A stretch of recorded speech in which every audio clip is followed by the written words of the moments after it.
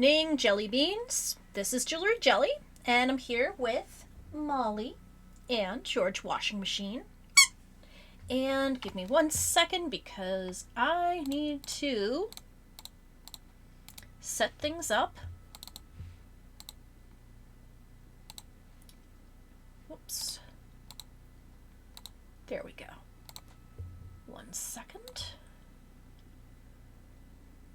So, how is everybody doing tonight? I hope, and I realize that this is kind of an important time for everybody in America that is able to vote, and I hope that you are going to vote tomorrow. I hope that if you haven't already voted, that you will vote tomorrow, and if you have already voted, that's great. And one thing I do want to say is that vote like the most vulnerable person in your life would.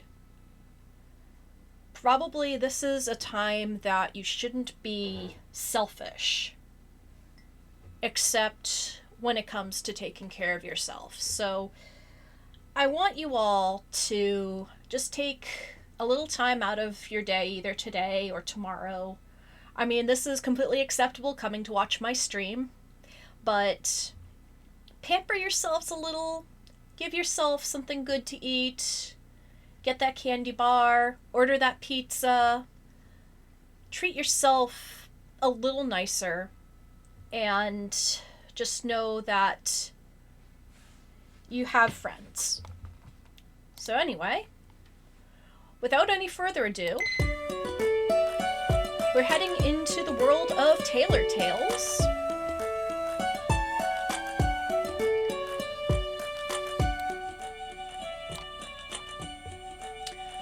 Alright, so how is the sound working for everyone? Let me just turn things down a little bit, because it is pretty loud. Alright, so it'll cost 550 coins to continue the next chapter, which we have, so let's do it! My body aches. I feel lightheaded and dizzy. I'm so lethargic. Ugh, it's so hard for me to open my eyes. I hear a steady and loud humming near me. As I return to my senses, I'm starting to realize I have no idea where I am. I finally open my eyes. I'm in a small room, lying down on a small bed. Or bench. I'm unsure. Whatever it is, it's not comfortable at all. There's an oval door at the end of the room, and that's about it. No windows. No decoration, just a bed. It's chilly in here. What happened to me when I passed out? I got slung over the man's shoulder, and then he simply blasted his way out of the underground lab. I vaguely remember flying through the sky, but everything is fuzzy after that. Judging by the room I'm in, this is a cell. I got kidnapped. I check my body for any wounds or restraints to see if something has been done to me while I was unconscious. I'm about to sigh in relief until I notice a small stinging pain in the tip of my ear. I gently touch it with my fingers, wincing a little at the pain. I can't tell what happened to it. It's not that painful for me to worry about, though, so I continue to check my body for anything else. This is not ominous at all, is it? Luckily enough, I seem to be perfectly intact and healthy. I'm still wearing my clothes as well. I even have my cell phone. I quickly take it out. The battery is at 30%. But what catches me even more off guard is the date. It's now the 18th. It was the 16th the last time I was awake. That's also when I realized the state of extreme hunger I'm in. I haven't eaten anything for 2 days. Not to mention I'm really thirsty as well. However, dealing with that can come later. I have more important things on my mind. I need to contact people for help. Stewie must be worried sick. Shit, of course I have no connection here, I mutter out loud, seeing the no signal symbol on my phone. The metal walls of this cell must be blocking my signal.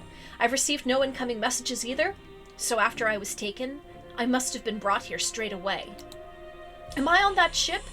I'm unsure. The outside was sleek and white, but this cell is all dark gray and muddy looking. And didn't Stewie say that they were aliens? Doesn't that mean I'm on a spaceship? I'm so screwed. Okay, Michelle, stay calm. I can get myself out of here. First things first, try the door. I walk towards the oval door, studying it. There's no handle or doorknob to open it. Nothing on the sides that look like a control panel either. I can safely deduce that this is indeed a cell. My stomach rumbles and I suddenly notice I really need to empty my bladder. Ugh, great timing. What do I do now? Pick the lock. Let's see if I can get this door to budge. Kane has taught me a trick or two when it comes to picking locks. That is, if this door even has a lock. I bend down to my knees, inspecting the rim of the door. It's oval all the way around, except at the bottom where it's straight. I don't see any light coming from the cracks. They seem airtight. I touch the metal walls with my fingertips, tracing the door, trying to find any weak parts. Eventually, I find a small crack in between the door and the wall. It's minuscule, but it does mean I can perhaps open it up. My index finger glows and a thread spouts from the tip, shooting straight at the crack. I can faintly feel the movements of the thread as I control it, forcing it to go down. Hopefully, I can find the locking mechanism. I close my eyes, focusing on the thread as it wiggles down. Then, it hits something solid. The lock, perhaps? I wrap my thread around it, feeling it out as much as I possibly can. It's got several pins and prongs, and I found the latch, which is really large. However, despite never encountering this lock before, it shares some similarities with the ones I've trained on. I prod and poke at it from every angle, moving parts wherever I can with my thread. It takes me a while to scope out the entire mechanism, but when I've got a good grasp on it, I start to move the prongs. My stomach continues to growl. Ugh, so hungry. I wish I had something to drink as well. Oh, the latch moved. I press my face against the door, and I can hear the latch moving around as my threads finally push it back. Great. I've got it off the latch. Now I need to actually open this door. Does it open inwards or outwards? Or perhaps it's a sliding door? I use my hands to push at it, but it doesn't budge. All right, obviously a cell door wouldn't open outwards. I then push it to the side, away from the lock. I can feel it moving, yes! I push the oval door open all the way. I enter a narrow and long hallway. It's a lot brighter than the cell, with white walls instead of the metallic ones. I need to find an exit, but I should be careful. I may run into someone. Should I go left or right? My feet take me left, and I stick to the walls as I walk as quietly as possible, trying not to make a sound. I finally reach a door at the end. Wait, no, that's not a door, that's a window. But it's dark outside. That can't be right. My cell phone's time said it was 14:34. It should be broad daylight. I press my face up against the circular window, looking out into the vast darkness, which is when I finally notice the twinkling of stars and a large blue orb hanging in the middle. I swallow loudly as I come to the realization that I'm not in Cleaner anymore. I'm not even on Earth. I'm in space, on a real spaceship. Holy fu- Crafty, says a deep voice behind me. I shriek in panic and whirl around, holding my arms up in a defensive position. The same man that kidnapped me stands before me, staring down at me with those dark eyes. He's wearing that black costume, except it's all fixed and brand new.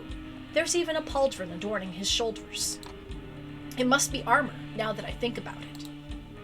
He takes a step closer, and I take a step back, now trapped between him and the window to space. I'm feeling claustrophobic. However, as much as I applaud your resourcefulness, it won't do you any good to escape, he says in a low voice. Then he turns around on his heel, walking away from me. Come, Earthling, you must eat. He doesn't wait, nor does he force me to go with him. I see his back shrinking into the distance as he walks down the hallway. What am I supposed to do? He's right. I can't escape. Where would I escape to? We're in space. Shit, I'm really stuck here. I furiously bite on my lips and growl under my breath as I follow him down the hallway. There's a perpetual look of confusion on my face as I enter a large room with white tables and small chairs. I see others. The same red-skinned men from before, but they're eating something. Are they aliens? They look like really tall lizards. Can they really be aliens if I can understand what they're saying? The man spoke English before. As soon as they notice my presence, all eyes are on me. There must be 40 of them in the room. This is so scary. What are they going to do to me? Why am I here?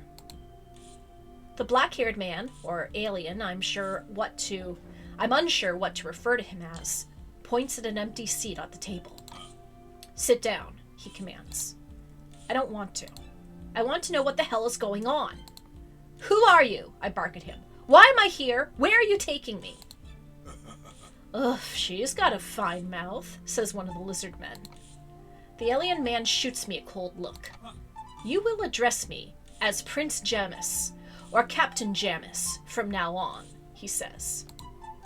I narrow my eyes at him. A prince? James? I repeat. That's Captain James. Get it right, yells out one of the other men. And you will eat, he says gruffly before throwing a plate onto the table. I don't even know what is on the plate. It looks like brown mush. Not until you tell me what I'm doing here. You just took me by force. I don't know what's going on. I should bluff my way out. I have no leg to stand on, but I have to do what it takes to get home. He says he's some kind of prince. Maybe status is something important to him? Perhaps I can appeal to that side. You will eat, he says, raising his voice. People are out there looking for me, you know, I say. When they know I'm gone, they'll come for me. You'll be sorry when they find me. I hope I sound convincing. James only raises his eyebrows slightly, but his expression remains the same. And who is it that they will be trying to find? He asks. I'm a princess, I lie. I stare him in the eye, hoping to God he won't see me shaking. If he thinks I'm a princess, maybe he'll let me go, to make me look bigger than I really am. I don't have any other bargaining chips. No way I can overpower 40-something aliens in the middle of fucking space. The desired effect, however, is far from what happens in reality. The aliens all laugh out loud. A princess! A princess! One of them shouts. Captain got lucky. Lord Veritas will be pleased, says another. We got the Earthling princess!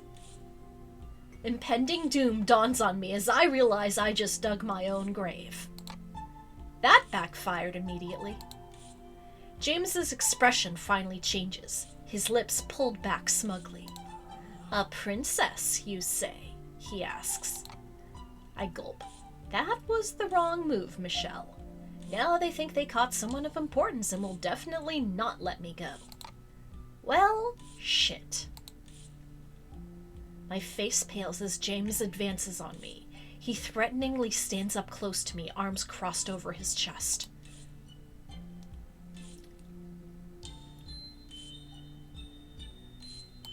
Touch me and you'll die, I threaten. James tilts his head to the side, his expression remaining unchanged. You're a real feisty one, aren't you? I stand my ground, glaring at him. I wonder how long it will take to crack that spirit of yours. James suddenly moves to grab my wrist, forcing me closer to him. Because, make no mistake, Earthling Princess, here, you are my prisoner. His voice pierces right through me. A chill runs down my spine, and I stare down at the floor with my heart beating out of control. I've got no more cards left to play. James pulls back and walks past me. Get some food and water in her, then send her to my quarters, he commands the others. Then he briskly walks away. I'm left in a room full of aliens. I'm scared. What's going to happen to me? Princess, over here, one of them calls out to me and pats down on the seat next to him. You can sit next to me. I don't bite, he says as he grins at me. They look so bizarre, definitely more alien-like than that brute. Reptile-like skin, teeth that could possibly devour me. All of them are wearing the same kind of outfit as each other, like they're part of a troop. Which is when it dawns on me that they are a troop, referring to the other one as their captain.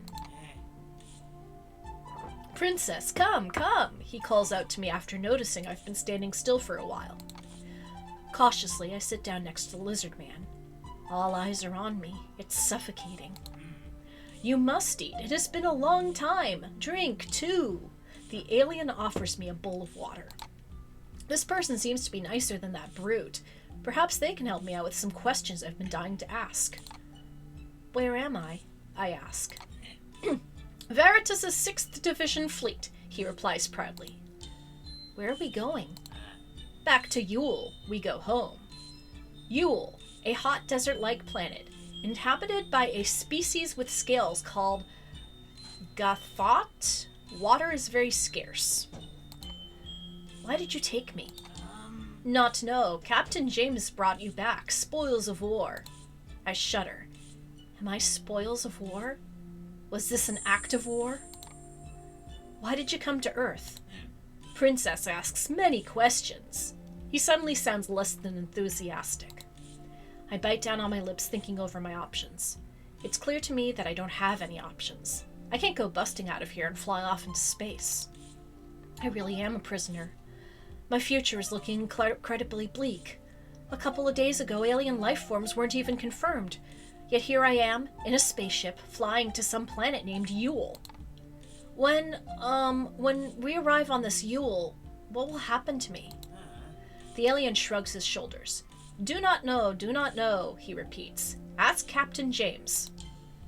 Frustrated, I decide to stay silent and look down at the table. The plate in front of me has something on it that I do not recognize. It just looks like a pile of dung, not appetizing in the least. Not to mention it could just as well be poison. The man offers me a small bowl with clear liquid inside. Drink, princess, drink. Can I even drink it? Of course! All water is the same. Water is life. Now drink. I can't deny that I'm incredibly thirsty. My thirst overrides my brain and I take the bowl and chug it down. It really is water. I finish it all up in one go. He seems happy. Good, now try eat. He offers me a weird spoon-like utensil. I don't know if this is good for me, but I guess I don't have much of a choice. I take the odd spoon-shaped object and dip it into the pile of mush. It's gooey and it looks gross. Ugh. I put a small amount into my mouth, expecting it to taste horribly. Except it doesn't taste like much at all. It's, in fact, tasteless. It's really all soft and mushy in texture. I hope this won't kill me. I swallow it. Good, finish up. Then you go to Captain. What I want is a damn bathroom. After I've forced myself to wolf down the tasteless food, I'm taken to a different room. The room is smaller than the one I was in before, which makes sense, as it had like 40 people in it. There's a desk in front of a wall with small lockers. There's no further decoration. My kidnapper sits in an odd-looking chair at the desk. He motions for my guard to go away. That will be all, he says. Yes, Captain. The man who's helped me before disappears from the room. I'm alone with the captain. I kind of want to pee myself. Silence fills the room. James isn't even looking at me. He's doing something on a weird electronic device that looks like a tablet. He's ignoring me. What is going to happen to me now? I just want to go back to Earth, but it seems we're going to some planet named Yule. I should try to bargain for my life. I don't want to be sold in some kind of alien slavery trading scheme. What are you planning on doing to me? I finally ask him. James makes no indication he's listening. Why did you take me? Why did you come to Earth? How come I can understand you? I fire off question after question. He can't ignore me forever. James sighs and places down the device on his desk. He then gives me a dull look. You ask too many questions, Earthling Princess, he says, echoing what the other person said before. He's still referring to me as a princess, so I guess royalty does carry some weight with him. To indulge you on your last question, however, James taps his finger on the tip of his pointy ear. A babblefish device was implanted that translates the universe's languages for you in your mind. Okay, wow, nice little homage to Hitchhiker's Guide to the Galaxy there. I clamp my mouth shut. There's a device that can do that? They must have done this while I was unconscious. No wonder my ear stings. Wait, Why am I so surprised? They've been talking in English this entire time. They're supposed to be aliens. Of course something allowed them to talk this way. Not to mention I literally live on a planet where people are born with the strangest abilities. He then leans his elbows onto the desk, folding his fingers over each other, looking at me thoughtfully. His gaze still sends a chill down my spine. So, a princess, you say? I break out into cold sweat. I really need to keep this lie alive, lest he causes me bodily harm when he finds out I'm lying my pants off. Yes, I confirm. I stand there waiting for him to continue, but he goes right back to playing on that device again. I wonder if I could get away with murdering him while his attention is divided. But then what? I'm still stuck in space, and there's a whole troop of aliens who presumably would simply kill me or lock me up. Seeing no other option, I decide to be obedient for now. But damn, I really need to pee. My bladder is about to burst. I fidget on the spot, getting increasingly more uncomfortable. I start. Is there a toilet here or something? James looks up at me with a bored expression. I cannot focus with your voice in the background. You will speak when spoken to. He then returns to moving his fingers across the tablet-like device. I grow annoyed. He wants me to come to this stupid room and then tells me to shut up? He kidnaps me against my will? I'm stuck in the middle of fucking space and he ignores me? I'm about to crack. Okay, I will pee all over your desk if you don't offer me a way to relieve myself right now, or, Dear Prince James, may I please use a facility to relieve myself before an accident happens?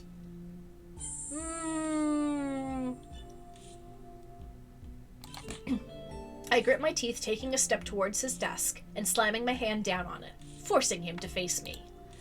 I will pee all over your desk if you don't offer me a way to relieve myself right now, I say darkly. James' eyebrow twitches. He looks annoyed. Good. He better be annoyed. He can't ignore me like this. This is my last act of bravery before I really do soil myself. I'm playing a dangerous game as I'm in unknown territory and I'm yelling into the face of my captor. For all I know, he could literally murder me on the spot. I've seen his strength. I've seen what he did to Stewie.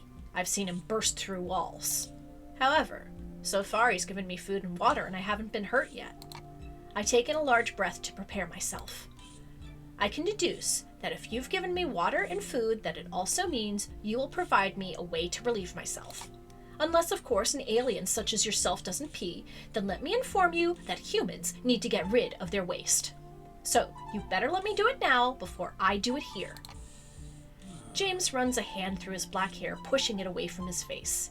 He closes his eyes and sighs deeply, putting away his device. No need to threaten with your bodily fluids here, Earthling Princess. There is a perfectly adequate stall in your chambers. There was nothing in that room besides a bed, I respond, taking my hand off the desk. Seems you're not as observant as I thought, he says, smirking slightly. He gets up from the desk and walks towards the far end of the wall. There's an oval door there, the same one as in my cell. He stands directly in front of it and taps his heel against the floor. The door slides open in an instant. Wait, is that how you open doors? Just as simple as kicking your heel against the floor? That's what I had to do in the cell before?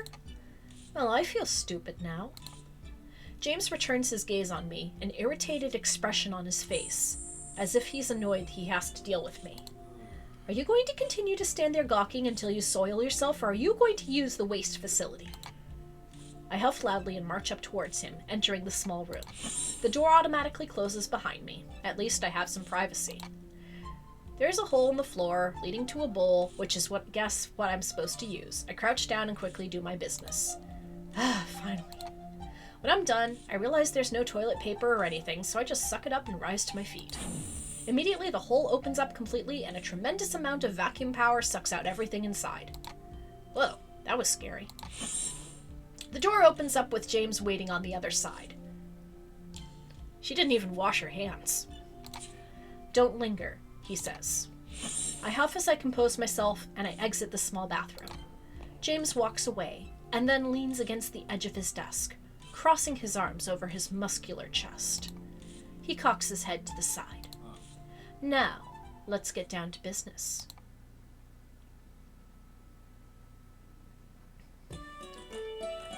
Alright, so now we are on to chapter 3. So it'll be 600 gold, which I do have. I'm staring at the face of my captor, my knees shaking. What have I gotten myself into?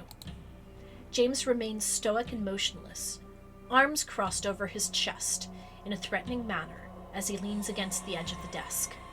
I don't know what he's thinking at all.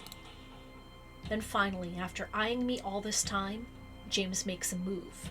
He pushes himself away from the desk, standing even closer to me with his tall stature. I gulp loudly, my mind formulating a million escape plans, including one where I just shoot myself out into space with a self-made spacesuit, but I quickly scratch that idea. My heart starts racing when he unfolds his arms, grabbing the odd belt buckle with his hands and unfastening them. He's removing it. Wait, what is he planning on doing? Slowly, I back away from him as he starts to slip out of his suit, removing the upper half. Is this the end for me? Am I going to become some sort of sex slave to an alien? Out of all the things that I thought would eventually cause my demise, being turned into a sex slave by an alien was nowhere near being on that list. James grunts as he stands out in front of me, his bare chest in full view. His body is so much like a human, I forget he's technically an alien. He's so damn ripped, I'm surprised the suit of armor can contain all of those muscles. I know somebody who would be very happy to see this CG. And then I notice something. The burns. The ones he sustained back on Earth during the battle, they're gone. His skin is in pristine condition with the exception of a couple of old scars and the stitches I left behind. But even that particular wound is looking super mild and rapidly healing up. Great. Aliens have super regenerative healing capabilities. That means even if I were to harm him to escape, it's not going to put a dent in him. This treatment of my wound, that was your doing, was it not? He asks. Well, it's not like I can deny it at this point. I hesitantly nod my head. Speak up, Earthling Princess, he says in a commanding voice that makes the hairs on the back of my neck stand up straight. Yes, I squeak out. Does he not understand the gesture of a nod? I have not yet seen this kind of technique. Do all Earthlings possess the ability to treat wounds like these? No? Then, is it a skill only royals such as yourself can learn? He asks, narrowing his eyes at me. Right, I'm supposed to be royalty. However, I'm not inclined to give him much information at all. I don't want him to know about my abilities as far as I can help it. Yes, I lie. Very well then. You may return to your chambers now. James puts his suit back on as if he's just finished a business meeting, then sits down at his desk. He's still got his poker face on. I can't tell what he's thinking or scheming. What are you planning to do with me? I ask out loud, unable to live with this uncertainty. His chilly eyes look up at me. They feel ruthless, devoid of any emotion. To present you to Lord Veritas, he answers coolly. Veritas, there's that name again. One of the other aliens mentioned it before. Is it their king? Or his father, perhaps? Am I being offered on a golden plate to some strange alien far away from Earth? I want to scream and protest, but I try to keep a level head. I won't gain anything from throwing a temper tantrum in space.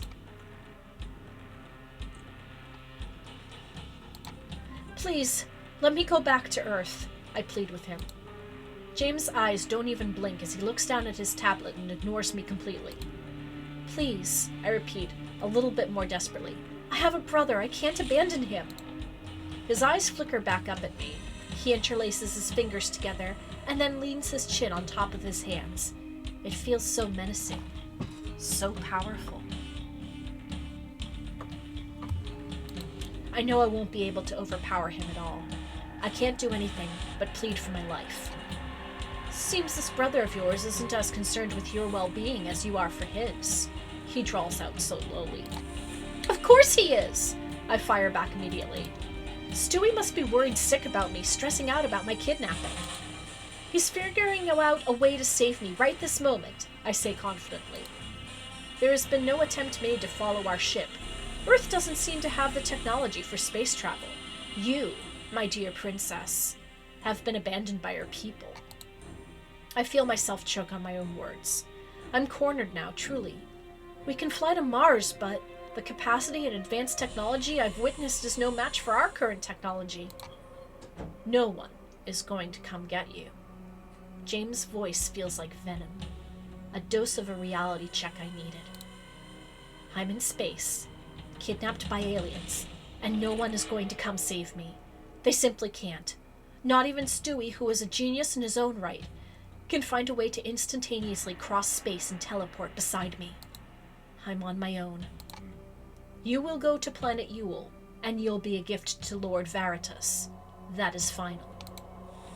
Despair and anxiety well up inside of me as I'm starting to accept the reality of my situation. I'm not going back home.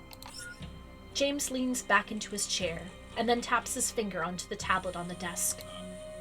Come get the Earthling Princess, he commands. The tablet beeps and the door on the other side of the room slides open. One of the armored platoon soldiers walks inside.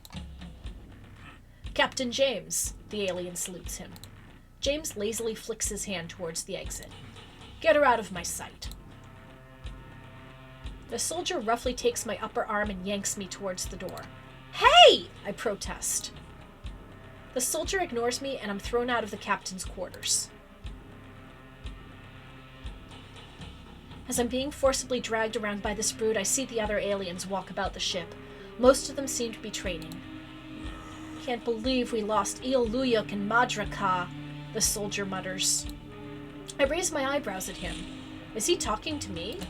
He yanks hard on my arm and I yelp out in pain. We only got the stupid princess. The soldier shakes his head. When we arrive at a door, he throws me against the wall. I use my hands to prevent myself from face planting into it. Lord Veritas won't be happy about this. He won't. He won't. The soldier shakes his hand once more. He taps his heel against the panel on the ground and the door slides open. It's my holding cell. With his tiny eyes, he looks at me, expecting me to go inside, but I haven't budged. Are you really going to keep me locked up all this time? I ask. The soldier huffs loudly. Inside, he chastises me. Afraid he might rough me up, I quickly step inside of the cell. The door immediately closes behind me. Stewie, Kane, Kim, how are they doing? Are they searching for me right now? Is Kane even alive? Did that brute kill Kane? I shake my head. No, I refuse to believe anything happened to Kane. Kane got out, I'm sure. I pace back and forth on the panel on the floor. Each time I step on it, I expect the door to open, but this time it's truly locked. Breaking out of here would serve no purpose, though. It's not like I have anywhere to escape to. I have to be careful about what I'm going to do. I need to scope things out first. There's so many things I need to think about. First, I need to determine whether or not an escape shuttle of some sort exists on the ship. Then, how long will it take for our journey to end before we reach this planet Yule? When I've got a time frame, I can plan my escape. If there are no escape shuttles, then my last resort will be to threaten the captain. My mind flashes back to the moment where he slung me over his shoulder and flew through the underground base up into the air. That alien, he's super strong. I definitely won't be able to overpower him with sheer force. I have to be clever. I have to set a trap. I'm going to have to come up with a plan to either subdue or kill the captain. Being locked up like this, I've lost my sense of time. I've been fed twice already, but I have no idea how long I've been locked up here. It's very cold here, too. I'm huddled in the corner of the makeshift bed. Racking my brain with plans and ideas to escape the spaceship, I realize I can't do much when I'm still left in the dark about a lot of things. First, I need to know how big the ship is, and perhaps if there are any escape shuttles that could bring me back to Earth. To be able to explore, I need my freedom. I need to get out of this cell and explore the ship. Let's see. We can either call out for somebody or we can do the lockpicking again. Let's do the lockpicking again.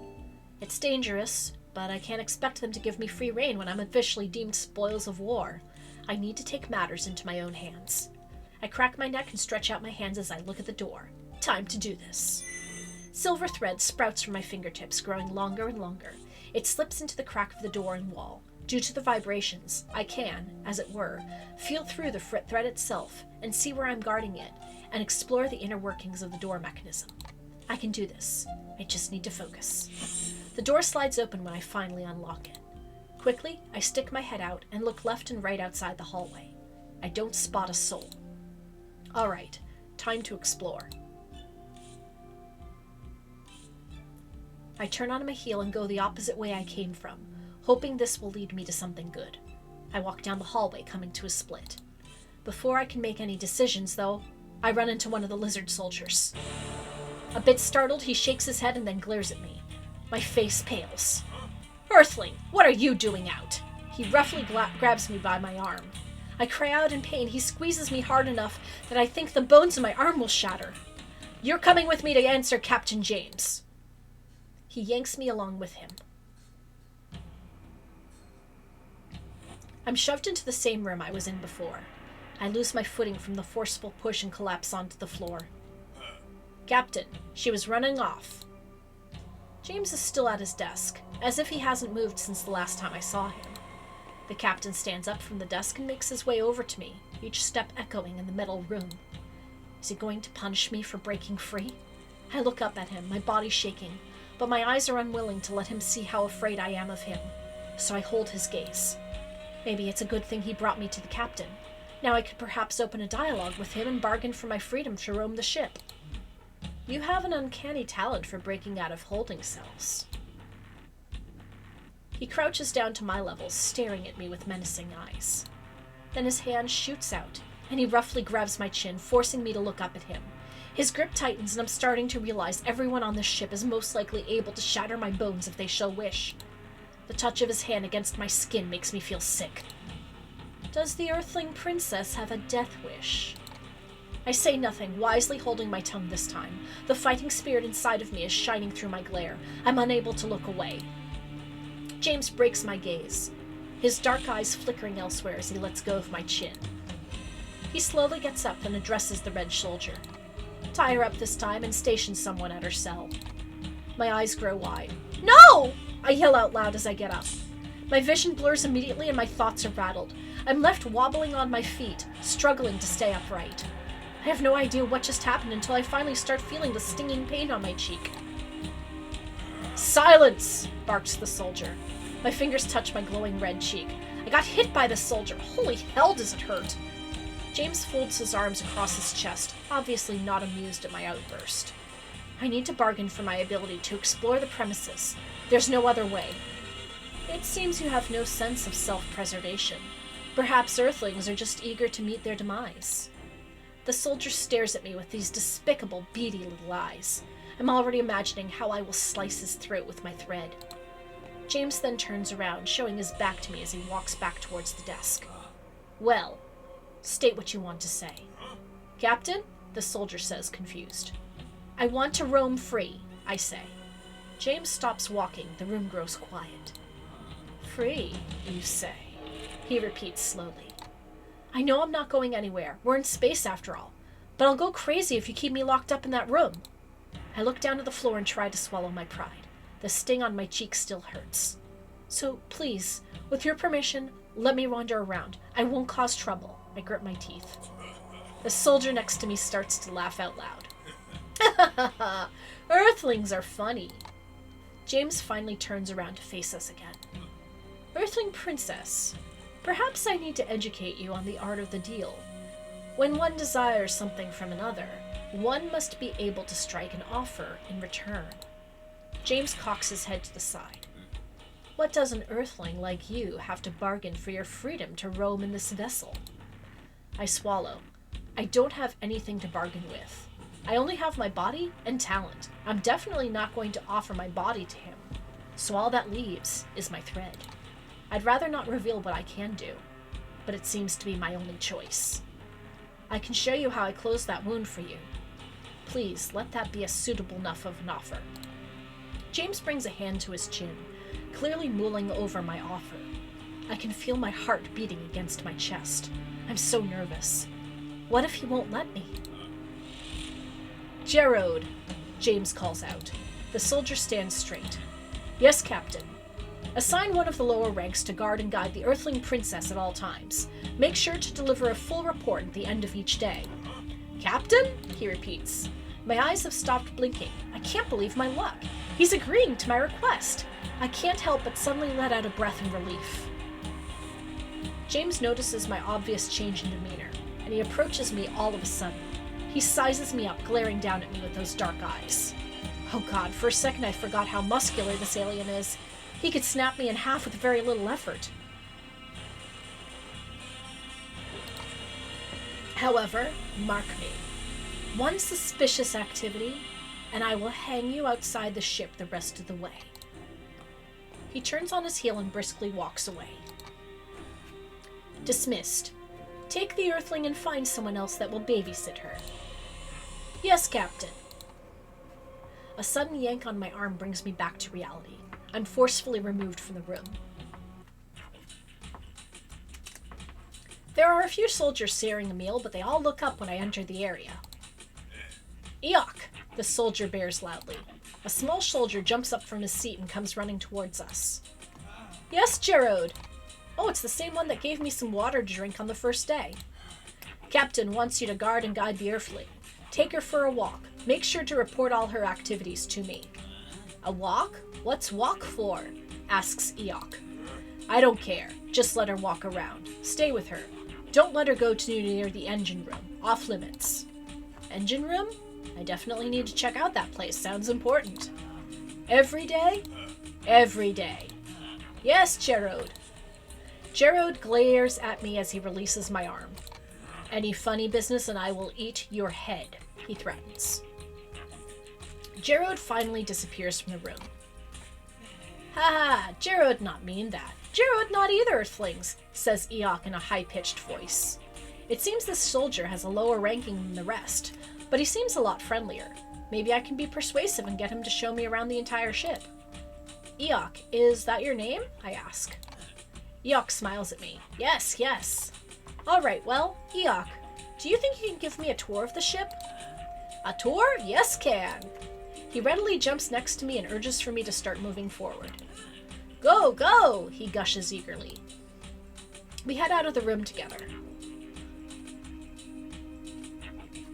Within an hour, I've witnessed pretty much the entire ship, or fleet, as Eok likes to call it. It's not that big. My cell seems to be on the same floor as the sleeping quarters for the rest of the crew. Then there's the common room where I came from, where everyone eats their food. I also entered the observatory room, which had a few weird machines lying about that didn't look familiar to me. The engine room and bridge were off limits, though Eok did point out to me how to get there. That the fleet, says Eok with a big smile. It was a pretty short tour. I did not see any rooms that had an escape shuttle or anything close to it, unless those are hidden in the engine rooms. I need to gain more information. So, Eok, who is Veritas? Is my first question. Lord Veritas is our king of planet Yule. He saved planet from death, he explains. King? Must be James' father then. They're probably both crazy and power hungry. And why did you attack Earth? Eok looks down towards the floor, suddenly growing silent. Yule not dead, but not alive. Yule need water. Water? Is that why they came to Earth? But what about me? Why am I being taken away? Eok furiously shakes his head. Said too much. Must rest now. Go to room. Eok points at the door of my cell. I guess those are all the answers I'm getting for today. Okay, thank you for showing me around, I say. Eok brightens up with a smile. He seems easily pleased. So, my escape pod plan is a no-go. I'm stuck on a spaceship, and I somehow need to turn it around back to Earth. I'm going to have to take the captain hostage and threaten his life, so they will turn around and send me back to Earth. But he's very strong. He not only has the ability to fly, as far as I know, but he pretty much rammed his way through several floors of my house. How can I get past someone like that? I'm no superhero. I've never had to fight before. He could very easily overpower me with brute strength alone. I need something a little more clever.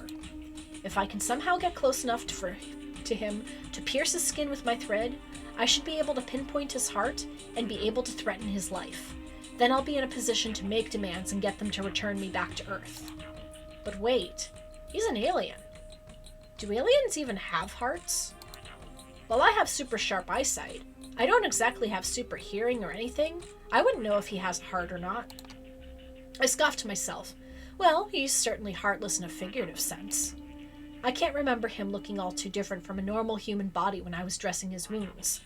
But it's not like I paid attention whether or not his heart was still beating. What if he does have a heart, but it's in a totally different place, like somewhere near his stomach?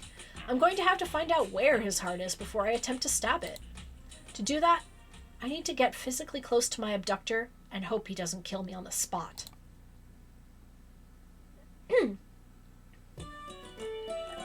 Alright, a client request. You have an important client waiting for you. Complete it to unlock the next chapter.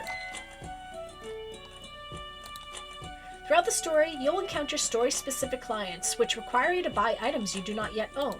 Check out your important clients, study the design they're asking for, then click on the shop icon in the main menu to buy the necessary items to complete their request. Sometimes important clients grant you gold, but others grant you an outfit you must wear to unlock the next chapter. So be sure to check whether or not you must wear a specific outfit. Check the category Outfits if the dress is there.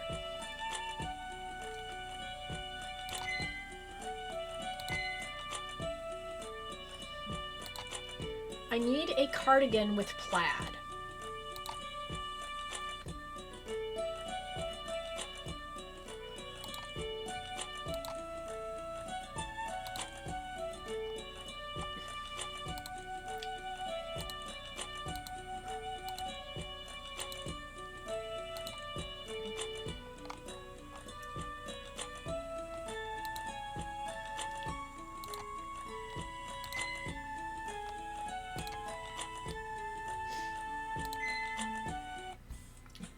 Okay, so I need... Okay, so... pattern.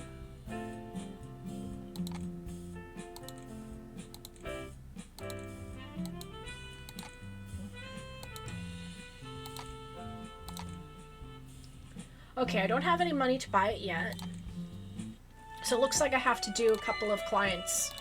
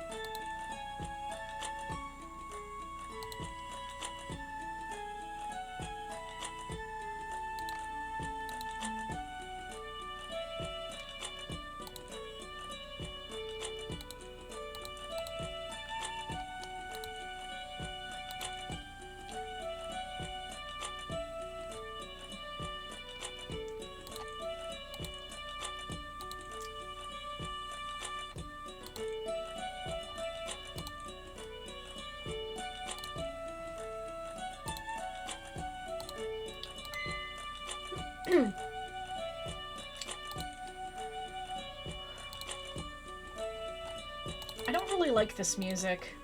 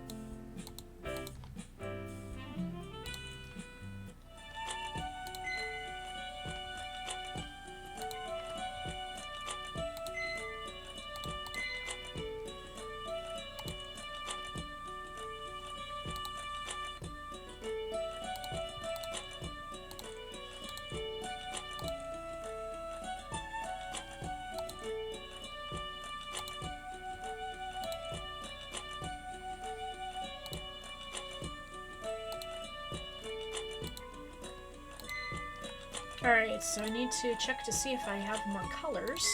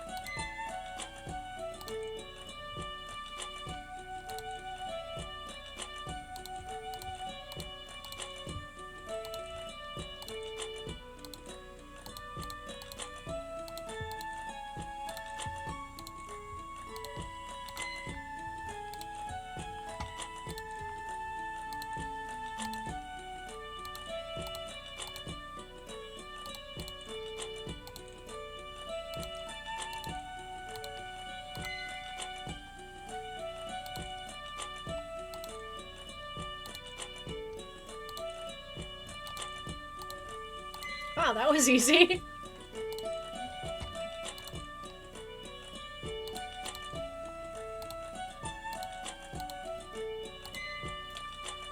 Okay, let's see if we have... Yeah, we definitely have enough to buy some more colors.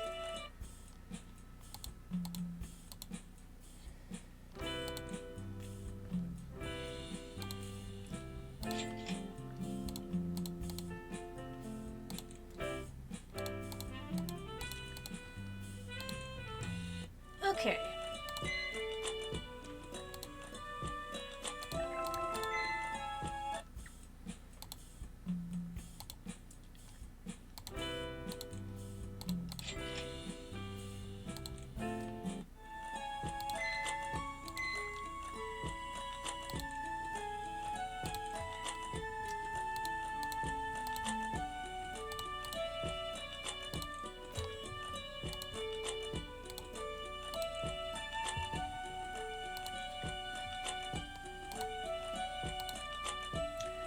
That's still a little too blue.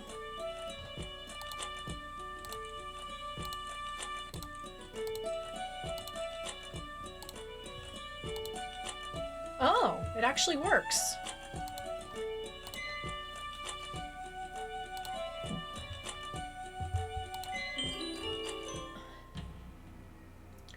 I'm rudely awakened when someone grabs my arm. In a panic, I scream out loud and hit whoever is holding me. Princess! Yelps Eok. It's me! I retrieve my hand, realizing I've just hit a soldier in my confused state. Oh no, what will he do to me? I have to smooth this over right away. I'm so sorry, Eok! I quickly apologize. I was startled. I didn't mean to hit you. Eok then smiles at me. It okay, Earthling Princess. Eok, forgive. I sigh in relief. I need to make sure I'm on the soldier's good side. Gerod does not, Eok grumbles under his breath. Gerod is that big soldier, right? I ask. Gerod is commander. He not forgive easy. He shakes his head. Alright, it seems rank matters a lot among these soldiers. From what I've gathered, James ranks highest as captain, which is then followed by Gerod. What does that make you, Eok? Eok scum, grunt. That makes him one of the lowest ranks. Still, not a bad idea to have him on my side if I keep acting nice to him. Captain James wants to see you, he says. Oh? Wait, Does he want to see me for my ability? Eok leads me out of the cell. As we walk down the hallway, I see a meteorite flash past us outside the window. Wow, that almost hit us, I say in a frightened voice. That was super close. Eok snickers at my response. Seriously? You're still using that in... I mean, seriously? We save. Ship has shields. Small rocks do not hurt. What about big rocks, though? I ask wearily. Eok shrugs as if he doesn't have the answer either. Small meteorites continue to flash past the windows. Knowing it's safe, I think it's kind of pretty to look at. They leave streaks of debris behind. I'm sure back on Earth, these would have looked like falling stars. We enter the captain's quarters. I can always feel my heart beat faster whenever I step foot inside of this cold room. James is behind his desk as usual, not even bothering to look up and acknowledge us. Captain, bring Earthling Princess, Eok announces us. James finally bothers to look up as he waves his hand at Eok, dismissing him. He quickly walks out, leaving me alone with this tyrant. I fiddle around with my fingers, anxious and nervous. What does he really want from me? Am I really able to kill him? I need to get close to him. Why am I here? I decide to ask. Have you forgotten your own bargain already? He clicks his tongue at me. He gets up from his chair and leans against the edge of his desk. You were going to show me how you treated my wounds. Today's your chance. Now? I wasn't prepared for this at all. Did I stutter, Princess? His voice is sultry and dark. I shake my head. No. I look around. I'm going to have to show him my power after all, but I also need to get close to him. I need to find out his weak point. I need a test subject, I point out. I can't close a wound that doesn't exist. James pushes himself away from the desk, threateningly gaining distance on me. Each step he takes makes me quiver in response. I don't know what his endgame is. Is he going to hurt me? Then I realize the gravity of my own words. I said I needed a wound. Is he going to create one for me? Oh no, I didn't think this through. When he raises his hand, my heart stops beating. He's totally going to. Except he carefully rolls up the sleeve on his arm. Then, in the blink of an eye, he makes a swiping motion with his other hand, and a vivid red line appears on the surface of his bare skin. He's cut himself on his arm and didn't even wince. I breathe out a sigh in relief. Show me, he commands. At least he didn't hurt me. All right, perhaps now I can find out if his heart is in the right place as a human. Any inconspicuous movements, and I won't hesitate to kill you on the spot. Do you understand? He growls. I gulp and quickly nod at him. Do you understand? He repeats in a booming voice. My eyes widen. I said yes! He narrows his dark eyes at me, finding me suspicious. I have a very keen sense of hearing. Do not mock my hearing and lie to me. Next time, it will be you who will be cut. Wait, it's the same as before, when he didn't realize I nodded. Oh, do you... I find this awkward to ask. Do you know body language? Like a nod? I nod my head. I have no intention of studying your erratic earthling behavior, he scoffs. What silly things you do with your head is your business, but you possess a tongue and the ability to speak. You best be using it. Okay then, he definitely doesn't know human body language. Well, humans can speak through gestures. A nod is a yes, and shaking. Suddenly he's in front of me, occupying my personal space. The blood trickles down his arm and splatters onto the metal flooring. He's as intimidating as ever. I do not have the time to listen to you. Show me how you treated my wounds, he snarls at me. He's so impatient. All right, I guess I'm going to have to do this. Let's find out where his heart is. Okay, I am going to choose the kind. I'm going to have to ask him outright. I have to make sure I don't hurt any important organs. Where is your heart? Do you require medical knowledge of my species, you mean? He asks. Even better. Yes. That didn't seem to stop you when you treated me before, he points out. Well, he's not wrong. Damn it. How I wish I simply let him crash before, then this would have never happened. Now, stop dawdling and show me your skills, he commands, clearly running out of patience. I gulp and finally step towards him. A thin thread appears from my index finger, and I guide it towards his arm, piercing his skin. James doesn't even flinch. As I stitch his wound closed, I'm trying to come up with another way to find out where his heart is.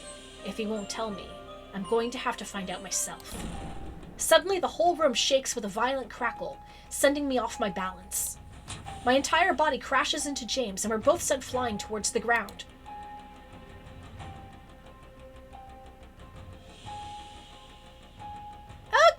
Okay! The fall is cushioned by James' body, with my face is squished against his chest. I press my hand against his suit to lift my head away from him. Before I can think about what just happened, I realize I can feel a heartbeat. Oh, his heart is right there. Wait, I expected to feel it thump underneath my hand, but instead, I feel something else. It's like a rhythm, subtle and steady, almost like a drum playing to a beat. Like a melody.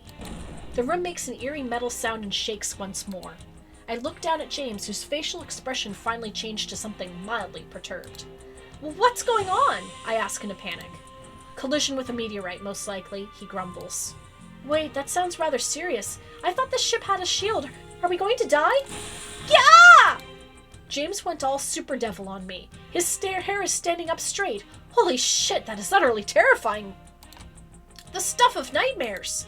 I quickly break the thread connecting us. Will you kindly shut your mouth hole before I rip your tongue out? James grunts back. Wait. Suddenly, I'm floating. I don't feel my weight anymore. James curses in an unknown language under his breath as he floats into the air along with me. I wave my arms and kick my legs into the air, only I can't change my direction at all. There's no more gravity. We're floating, I cry out. Oh no, the ship is breaking. With nothing to hold on to, my body starts spinning around. It's making me dizzy and I lose my sense of direction. My own hair is sticking out in all directions as well. I quickly shoot out a piece of thread, aiming at the wall. The thread immediately latches onto a metal bar. Wow, that shot out much faster than I expected. I pull myself towards it so I can steady myself. Are we going to crash? I ask, looking back at James. James is still mindlessly floating around in the air.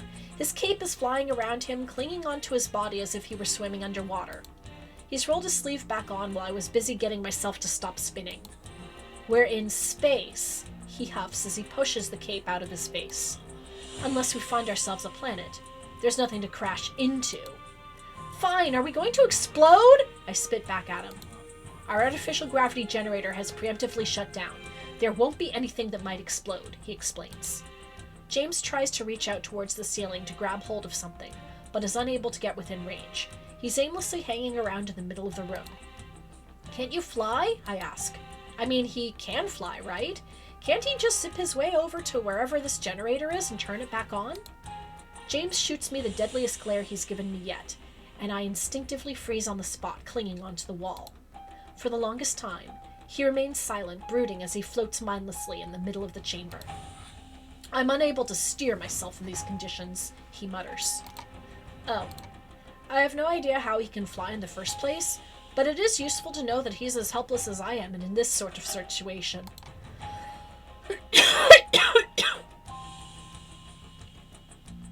I try and pat down my wild hair, but it keeps standing up straight like I'm Medusa. This is crazy. I've never been in zero gravity before. James continues trying to orientate himself, clumsily reaching for anything he can get his hands on. Unable to watch him struggling any longer in this pressing situation, I decide to speak up. Do you need help? Stay where you are, Earthling. I have this under control, he replies immediately. He's still spinning in the air, though, flexing his muscles to propel him enough into a single direction. His fingers reach out for the desk, but he narrowly misses and does a flip. Yeah, looks like you're doing great, I say sarcastically. Maybe I could do a better job if someone wasn't breaking my concentration the entire time, he huffs loudly. You can fix the gravity, right? Of course I can. Then I shoot out my thread to catch his wrist. With a slight tug, I pull his body over towards my side. When he arrives at the wall and grabs a hold of one of the bars, I quickly dissolve my thread. He doesn't look amused at all. Return to your chambers immediately. I must deal with this mess, he commands. What? I don't have time to protest when James grabs me close, forcing me under his arm. Then he launches himself off the wall and we both hurl towards the door. Right before crashing into the door, James holds his hand out in front of him to catch the momentum and slow us down. He then taps his foot against the panel on the floor, causing the door to slide open. Holding me tightly, we exit the room. Captain! The artificial gravity generator is broken! Yells out one of the floating soldiers. Tell me, do you think your captain is so incompetent he is unable to tell whether or not he is in zero gravity? James asks in an aggravating tone. The soldier clamps his mouth shut in fear. No, Captain! Where is Gerard? Why did he abandon his post? He's fixing the antenna outside. The meteorite hit it. I stay silent this entire time, wondering when in the world James is going to let me go. Then, all of a sudden, I'm thrust into the alien, slamming hard against its armor. He catches me in surprise. Take the Earthling. Get her back in her chambers. I'll go fix the generator. Claws wrap around my arms to keep me steady. Yes, Captain. The soldier looks down at me. Come on, Earthling. Back to your cell. Captain's orders. It's not like I have much of a choice. The soldier keeps a tight grip on my arm as he pushes himself off against the floor, launching us both straight down the hallway. James disappears in the opposite direction. As we're floating past one of the windows, I notice a silver object outside. Oh, it's one of the aliens in a suit. They're outside. That must be Gerard, the one that hit me in the face. I hope they can fix everything. I won't be able to go back home if this ship breaks on us. All of a sudden, I feel a strong weight pulling my body down. Then I fall face first onto the floor with a splat. Oof! The wind gets knocked out on me. I pick myself up from the floor. The gravity is working again. Captain James must have turned it back on, says the soldier. I see something whiz past the corner of my eye. Startled, I look out the window and see the silver suit spinning around in a rapid fashion and moving away from the ship. It doesn't seem like they're secured with a tether or anything. Oh, look! I say to the other soldier. He's floating away! The other soldier freezes up when he sees his fellow crew member moving away from the ship. He quickly turns around and sprints off in the direction James disappeared. I press my face up against the window to see. The alien is rapidly disappearing into the distance. I look down at my hands. I could theoretically save him with my thread. The way I shot it out just now, I think under the circumstances I'm in, I can shoot it out further than normal, so the distance wouldn't be a problem. The question is, do I want to save an alien who's part of a crew that kidnapped me? Not to mention hit me in the face? Then I see a bunch of soldiers running towards me, with James flying behind them. They all stop to stare out the window. It's Gerard, his tether broke, yelled out one of them. Save him, chants Eok. James stands still, contemplating quietly as he looks out the window. Gerard has drifted away quite a distance by now. Even with my keen eyesight, I have a hard time telling him apart in the darkness of space. The ship cannot turn around, says James coolly. Mark the log that we lost Gerard during a maintenance check. Everyone looks at him, quiet for a moment. What? It's Gerard! Save him, Captain! Yeah, Captain can do it, cheers Eok. Fly to him, he's not lost yet! I said, the ship cannot turn around. By the time we made such a drastic maneuver to go back, he could have fallen off our radar, and we'd be adding another noon to our voyage. But Captain James! Everyone, return to your posts, he bellows. The crew grows quiet once more. Then one by one, they start shuffling their feet and walk away from the windows. The crew is murmuring amongst themselves, obviously not happy having to abandon one of their own. Soon, the hallway is empty, with just me and James left. I glance at my fingertips. Should I tell them that I can still save him?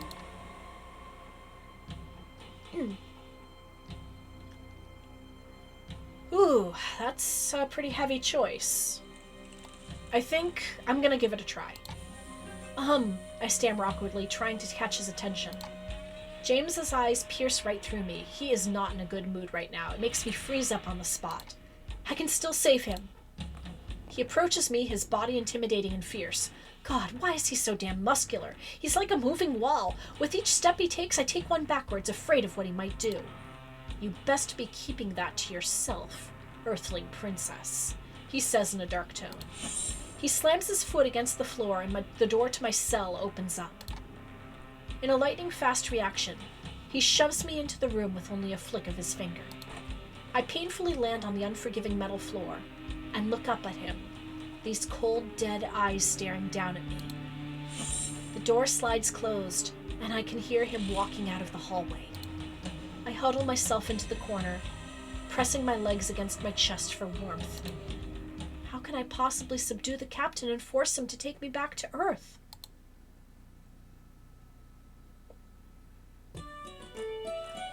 Okay, let's see what we need to do to continue. Oh, we just have to give some money. Since people get seasick, can one get space sick? Desperately, I want to look on my phone to check for any symptoms you can get in space, but when once more reminded of my situation, I am kidnapped and I am in space. There's no search engine to consult. There's no one here to hear me scream. My phone is turned off to conserve battery life. It's useless to me now anyway. It's been 10 days since I've been kidnapped, eating the same thing every day. I feel weak and tired. It's hard coming up with a plan to kill someone when you feel like the world is spinning, but it isn't really. The door suddenly opens. Princess, here is food. It is Eok, walking in with a tray of the same food that has dulled my palate. I can't help it. I'm unable to suppress it any longer. My stomach is churning at the thought of swallowing that thick paste again. Eok watches me helplessly as I hurl out my stomach contents. I sit back against the wall, feeling clammy and nauseous. Must see Captain! Eok shrieks and rushes over to me.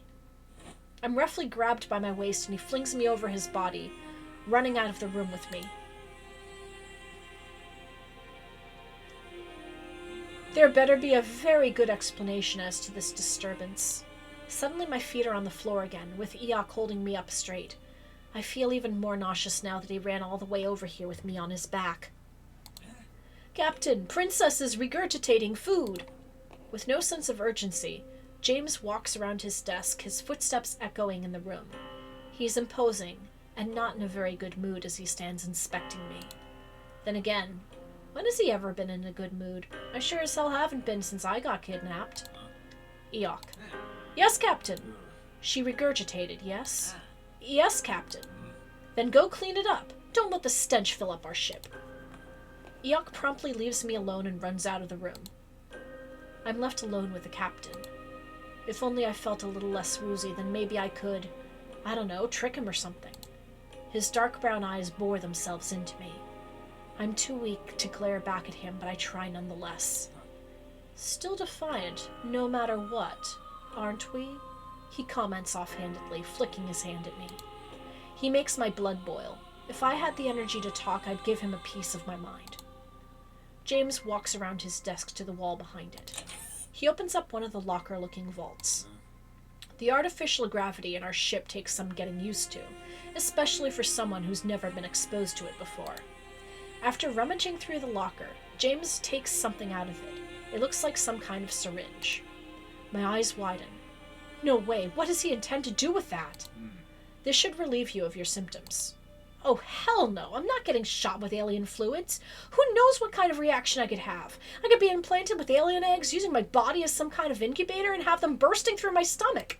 He places 2 fingers on the side of his own neck. Best to do it in the neck, so it goes straight to the heart. Finally, I find my voice. Then why not shoot it straight in the heart? James exhales what I believe to be something akin to a chuckle. Or maybe he's just scoffing and making fun of me. Or maybe he just inhaled a speck of dust and had to free up his nostrils, I don't know. Shoot this drug straight into the heart, and it will make anyone's heart stop beating. A chill runs over my spine, but the gears in my mind start spinning as well. I know where his heart is located.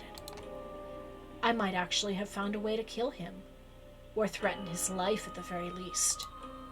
I need to get my hands on that drug.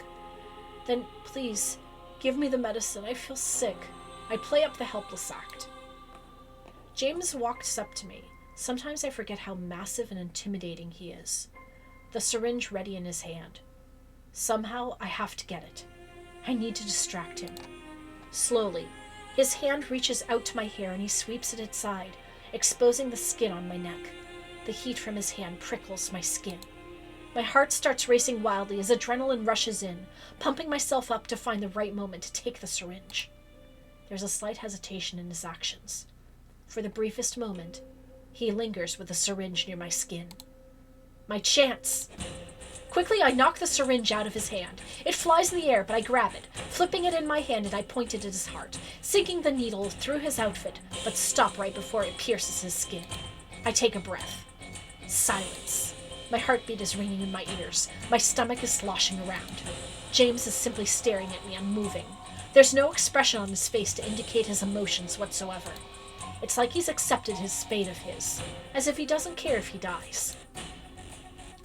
I'm gonna threaten him. Unless you want your heart to stop beating, you will turn this ship around and bring me back to Earth. He's even more frightening when he says nothing at all, just staring at me with those emotionless eyes of his.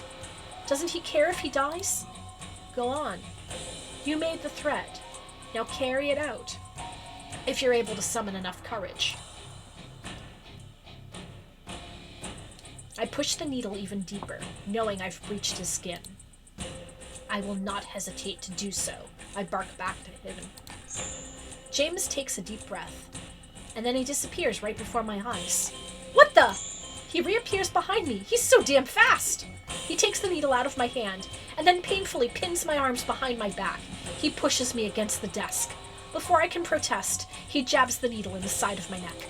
Shocked, I let out a painful yelp as I feel an icy fluid flow through my veins. I applaud your attempt, but a mere earthling like you with your puny strength has no way to compete against mine. This was your battle to lose from the start, he grunts against my ear. He finally tears himself away from me, releasing my arms and pulling the needle out of my neck. I believe I mentioned I'd hang you outside the ship if you did anything suspicious. His eyes flicker over at me. But given your current condition, I'll write this off as a delusional earthling acting out due to space fever.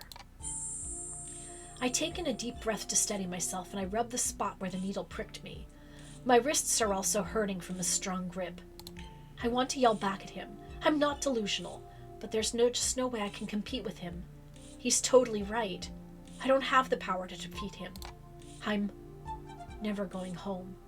The reality of my predicament settles down, and I feel this uneasiness wash over me. At the same time, my mind starts clearing up. The sickness in my stomach is slowly subduing. Wow, wait, this medicine is actually working. Feeling better now? He asks without a care in the world, as if I didn't just try to murder him. I look at him in wonder. Yes, actually. Maybe now that your senses have returned to you, you will learn to not make hasty decisions in the future. James threateningly folds his arms over his chest. Any further attempts on my life, and I will not hesitate to rip off your head. I can't help myself but ask, why haven't you already? Why have you taken me? Another silence stretches between us. The needle lies forgotten on the desk. James finally averts his eyes and settles his gaze upon the only window in the room. Not only are you of royalty, which can prove to be useful during bargaining positions, but you have demonstrated the ability to heal torn skin. Then his dark eyes are back on me. Such an ability will be quite useful to have. When we arrive, you will be put to use in our medical bay. It dawns on me that I made my own grave by rescuing a stranger from the sky and patching him up. He thinks I'm some kind of doctor, which I'm not. I just did basic first aid, and that's why I'm here, on the ship, kidnapped by aliens because I can manipulate pieces of thread. Beware, Earthling princess, he growls. One more wrong step, and I will personally end your life.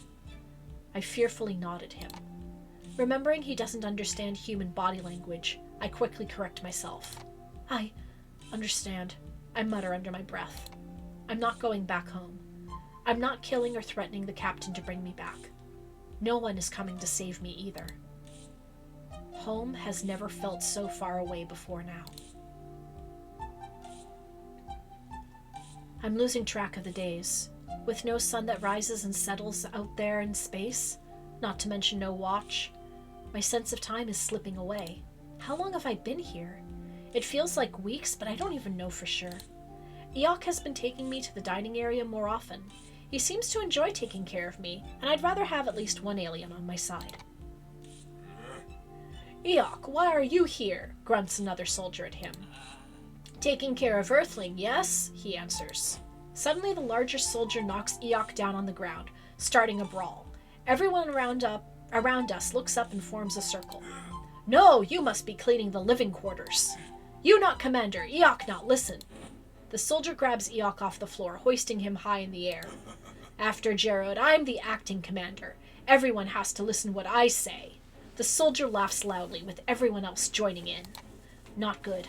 I don't know what to do. Should I try and stop them? Eok looks like he's not getting enough air. I'm going to use my ability. I stealthily conjure a thread from my index finger, sneaking it down onto the floor where no one is able to notice it.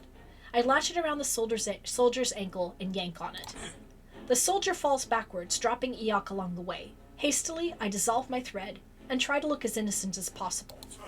Embarrassed, he quickly stands up and looks around. Everyone around him starts laughing. Who did that? He yells. Eok picks himself up from the ground, looking a bit bewildered himself. You did that! The soldier yells at Eok. He pulls back a fist and is about to slam it into Eok's face until a booming voice catches everyone's attention. What is all this commotion about? The captain flies in, strong and confidently. He lands next to the acting commander, staring him down. Jellicat, what is the meaning of this? James asks in a very calm but threatening voice. Captain Eok is abandoning his duties, says Jellicat, playing innocent. I huff out loud, unable to contain myself. And which duties would that be? He looks unimpressed. Because as I recall, it's his job to guard the Earthling, is it not? Jellicat looks frightened. He casts his eyes down at the floor. Yes, Captain. Make yourself useful and check the radar on the bridge for any incoming meteor storms. Yes, Captain. Jellicat immediately disappears. James stares down everyone around him, his arms crossed over his chest. The message is clear enough. Everyone needs to get back to their post and stop loitering about. When we're not the center of attention anymore, James suddenly takes a step closer to me. Earthling, he calls out to me. Fed up with all this Earthling stuff, I finally blurt out my frustrations. It's Michelle, I fire back. My name is Michelle. No more of this Earthling nonsense. He cocks his head to the side, slightly raising his eyebrows. Well, Princess, if you were getting tired of the way we were addressing you, then perhaps you should have told us your name much sooner. I stare back at him, feeling embarrassment rise up to my cheeks, knowing I haven't told anyone my name since the moment I was captured. But it's not like I'm in the best position to. I got kidnapped against my will. Who thinks about properly introducing themselves under such a situation? No one, that's who. Your rebellious eyes will be the death of you one day, he mutters darkly. Do I flip him off, or do I just do the death glare? I don't want to tempt fate. That only makes me narrow my eyes even more. How I wish I could shoot laser beams out of my eyes like the superhero Jellicat can. James, however, ignores my small act of defiance. Be careful about meddling with Yulan's affairs. You might find yourself in a situation you can't handle, James warns me. Yulan? I repeat quizzically. Is that what these soldiers are called? James simply tears his cold eyes away from me and turns on his heel. He slowly makes his exit by flying off, his cape fluttering behind him. Princess! Eok suddenly speaks up. Yes? Eok grateful, but Princess should be careful. Eok looks around him as the others glare at us. Eok grunt, he whispers. I look down at my bowl of mushed food. The warnings don't bode well. Not much later, I'm back in my cell, bored out of my mind. Then something happens. The door slides open. I expect Eok to enter, but it's that brute from before. Jellicat, I think. The hairs on the back of my neck stand up straight, and I huddle myself in a corner. "Earthling princess," he greets me in a mocking tone. He taps his heel onto the floor, and the door is shut fast. I'm alone with him. "You made a mockery of me today in front of the rest of the platoon." His voice is surprisingly calm for what he's saying. "I am the commander now. I require respect. How can I gain respect?" Oh, excuse me. "When a small fry like you makes me look stupid." In the blink of an eye, he's in front of me, his large posture looming over me. "What are you doing?" I ask, surprised he's gotten so close. "Time to teach you a lesson." There's an unsettling smile on his face that gives me a bad case of goosebumps. I've been worried about the captain all this time when I should have been worried about the rest of them. This is the end of me, isn't it? This is how it's going to happen. "Stay back," I warn him. I brace myself, ready to defend, but the punch to my stomach was too fast for me to block. I cough out loud in pain as I double over, gasping for air. My vision starts getting blurry as the pain immobilizes me. Then a smack against my face causes me to cry out in pain, and I'm down on the floor, my ears ringing from the impact. I'm completely disoriented, but I try to crawl away from Jellicat. The pain is so immense it's hard to move even an inch. I feel like my insides are about to burst out. He grabs my ankle, dragging me backwards. "No!" I shriek. "Let go!" I shoot a thread out towards him, hooking him around his ankle and tugging on it, hoping he'll fall. Jellicat, however, has both his feet firmly planted on the ground. There's no way I can catch him off balance. He stands above me, lowering his face towards mine. "What's this? You dare to fight back?" Suddenly he grabs my long hair, lifting me up from the floor. I yell out from the pain and try to scratch him with my fingers, but he pays no mind to my feeble attempts. Then my feet are lifted from the ground. I'm hoisted into the air, only hanging by my hair. My scalp feels like it's going to tear off. "Earthlings are weak," he spits out. "You have to listen to me, the commander." "No," I say through gritted teeth, creating a thread from my fingers. I catch the other end of the thread and hook it around my own hair. "I will not!" I scream and slice through my thick locks. It's almost as if time slows down as I fall back onto the floor. My own hair cascades around me like falling feathers, gently fluttering in the air. Not expecting me to do this, Jellicat stands there, temporarily stunned. Wisps of hair dance around us. I roll over onto my back and look him in the eye. Then I deliver a swift kick in his own stomach as well. It doesn't pack much of a punch, but it's enough for him to stumble backwards. I use this opportunity to pick myself up and run towards the door. My hands are trembling with adrenaline. I step down onto the panel to open it, but it doesn't. Horror washes over me. "Sorry, Earthling. Doors don't open unless you have a key." He's right behind me. This is it. I tried the best I could. "I'm so sorry, Stewie. Kane." Jellicat grabs the back of my head and slams me into the door. But miraculously, the door slides open before my face is pulverized. Instead, I'm pushed into someone's chest plate. James looks down at me. "What the?" "There he is, Captain!" yells Eoc behind him. "Captain James," Jellicat says with a startled screech. He immediately lets me go. "Told you Eoc saw him sneaking in here." I've never been so happy to faceplant into the chest of my captor. James gives me a gentle push, forcing me to back off and let him through into the cell. He surveys the situation. My hair flying around in the room, the bruises on my knees from falling down, he takes it all in. Finally, he looks at Jellicat. "Didn't I tell you not to harm our prisoner?" His icy voice makes even me tremble on the spot. "But Captain, There's a loud crack. It happens so quickly. My brain can't even comprehend the maneuver James pulled out just now. But all of a sudden, Jellicat falls down onto the floor like a lifeless rag doll. My eyes are as wide as saucers. I bite back my shriek and cover my own mouth. He instantly snapped his neck. "Eoc, take care of this. Filth must be disposed of." James wipes his hands for dramatic effect. "Yes, Captain." Eoc hurries to get Jelliac's dead body, and hoists the much larger alien across his shoulders. He disappears through the door. When we're alone, James clicks his tongue in an annoyed tone. Princess, prepare yourself. We'll be arriving soon. He turns his back on me, standing in the oval doorway. Your fate will be out of my hands. I won't be able to save you from your obstinate actions.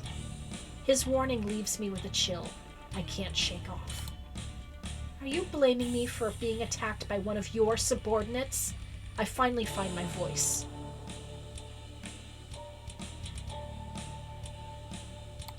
Because to me it looks like you can't control your platoon. Silence. As if he were a bolt of lightning, James appears in front of me, and the palm of his hand is wrapped around my throat. His beady little eyes stare down into my own. Watch your tongue, or you'll end up like your attacker. He squeezes my throat, making it harder for me to breathe. If you wanted me dead, I'd already be dead, I fire back at him. You are flirting with death, he spits into my face. An attempt on my life, your foul mouth, and your insolent behavior. Do you take me for a fool? He roughly flings me against the wall in a painful manner. I grunt out loud upon impact, and my body drops down onto the bed. My back stings like hell. You are still of some use to me. That's the only reason you're still alive, he sneers at me. But that doesn't guarantee your safety. Eok comes running back into the room. Captain, Eok released the body into space. James composes himself. Very well. Clean up this mess here as well. You know the Lord likes to have his ships return in pristine conditions. Yes, Captain, Eok says obediently. Let's see how you fare meeting him, mutters James ominously. He finally exits my cell with Eok right behind him. It feels like a couple of days have passed since then. The crew members have mostly left me alone. No one seems to be questioning what happened to Jellicat. Eok is the only one who I still interact with. Today, he brought me to the captain's quarters. My presence was requested. Captain, Eok brought the princess. James, as usual, is behind his desk. He dismisses Eok, but doesn't even make eye contact with me. Nervously, I rub the back of my neck, finally getting used to the fact that I now have a bob. Not that slicing through my own hair was considered a good haircut. Why am I here? I ask after a long silence. We'll be descending soon and touch ground with Yule, he explains as he taps his fingers on a few buttons on the desk. I do not have any data available on Earthlings, so you'll be going in blind. The temperature is scorching hot there. You may experience side effects from the atmosphere. He stands up from his seat and walks to the wall lined with vaults. He opens up one of them and takes something out of it. James walks around the desk, his hand clutching a small glass bottle. He presents it to me. Inside of it is a tiny piece of root. The red color reminds me of saffron. Chew on this root. Don't swallow it. It may alleviate or reduce some of the symptoms. Hesitantly, I take it from his hand. Or you may combust on the spot. That's also a possibility. There's a smirk on his face as if he'd be happy to see it happen to me. Great. I'm going to a planet whose atmosphere may very well cause me to burst into flames. How do I know it's not just poison? I ask, staring at him suspiciously. It's either you chew on this, or you meet your end sooner rather than later. Your choice. I hug the small bottle protectively against my chest.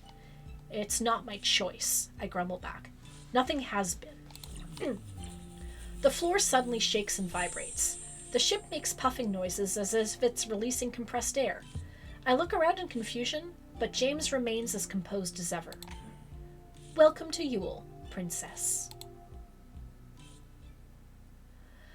Alright, so we have arrived on the alien planet, and my voice is getting super tired, so I'm going to end things off for the evening. So let's check to see who is streaming, and we will give them a raid.